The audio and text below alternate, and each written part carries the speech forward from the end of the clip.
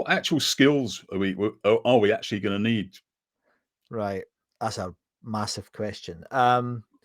Well, One of the things that, give me a massive answer then. oh well, I could have. Yeah, you don't want me to talk for an hour. But one of the things that as a young scientist, right, I remember um, looking at the prospects for a biologist um, back in the 1980s, early 90s, and it was terrible. There wasn't any. You know, there was a few of the research laboratories, some of them in universities, other were, you know, some commercial research labs, but really weren't many opportunities.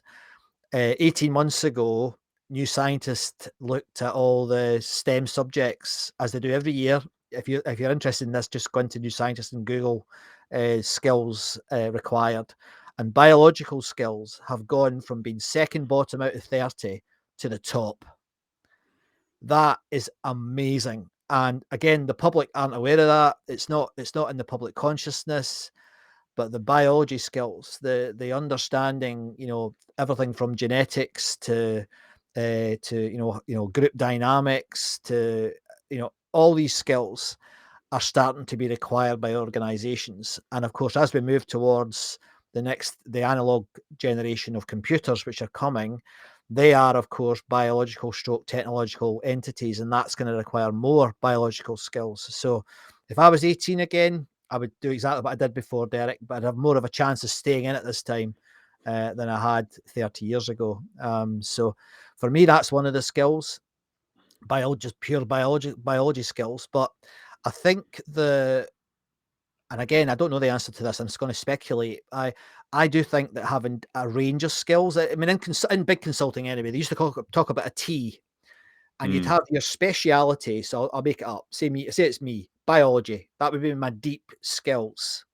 But then they would develop you in the top of the T, and they would say, okay, we need to get two things that you can do very, very well when you go into a company. Not as good as your biology, but you can do just as well. And back to my consulting days, they trained me in procurement and they trained me in architecture, technology architecture. So I was my T was change management and architecture and procurement. And that meant that I could be used more out in different companies as a consultant.